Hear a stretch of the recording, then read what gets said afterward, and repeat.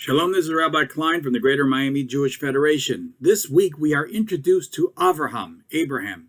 And the question is, why is Abraham chosen? Now the text, while there are hints, really the text is silent. And I'd like to share a rabbinic explanation, because the rabbis create a really fanciful backstory to the life of Abraham. You know, Abraham is called Lecha to go to the land of Israel at 70 years old. So think about it. Jewish history begins with a 70-year-old man. We don't know what Abraham was doing for those first 70 years. But if Abraham is the ideal Jew, he must have done something right for the first 70 years to earn this distinction as being the first Jew. And so the rabbis decide to fill in the gaps with a very fanciful and telling story. And it says as much about what the rabbis believe what an ideal Jew is, as does it about Abraham. The rabbis teach us Abraham is called a Hebrew, an Ivri. And the word Ivri comes from the word to pass over, because the whole world, they say, was on one side, and Abraham was on the other side. Think about it. Abraham was the first in the world to call on the name of God, one God of mercy and justice that unites all of us. That wasn't a popular idea at the time, a world dominated by polytheism. Yet, he was going to speak out in the name of God wherever he went and speak about kindness and justice. And in this week's portion, wherever he goes, he builds an altar and calls out in the name of God. And so the rabbis pick up on this and say the backstory also must have this dimension of speaking up even if no one is listening. So this is the story. Abraham is said in the early years of his life to be in the idol sales business. That's the family business. Idols are us.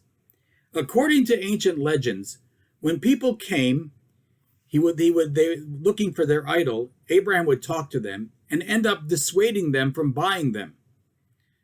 His family, seeing that the store wasn't going to survive if Abraham stayed in the sales side of the business, said, "You know what? We're going to demote you to become a priest, waiting upon those same gods with food and drink." So here's what the story, the Midrash says. Abraham promptly set food and drink before the images and said to them, "Come and eat, come and drink, so that you may be able to bestow good upon the human beings." There was a woman that came, and she carried a bowl of fine flour and said, "Here, Abraham, offer this flour to the gods." At that, Abraham seized a stick, smashed all the images, and placed the stick in the hand of the largest of the idols. When his father came back to the story, he asked, "Who did this to all the gods?" Abraham answered, "Would I lie to you, father?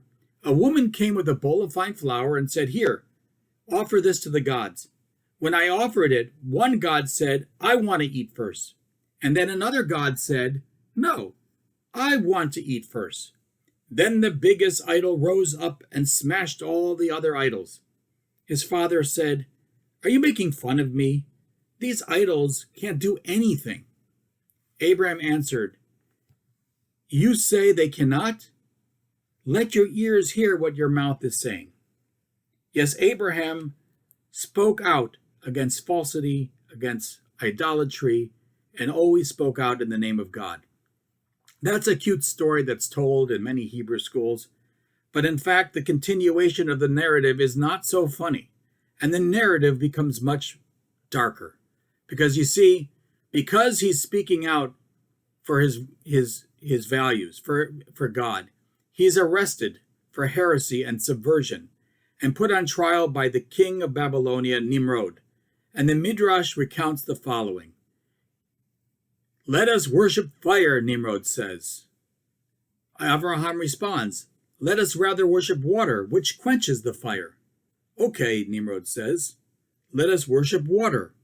Abraham responds, "Let us rather worship the clouds, which bear the water."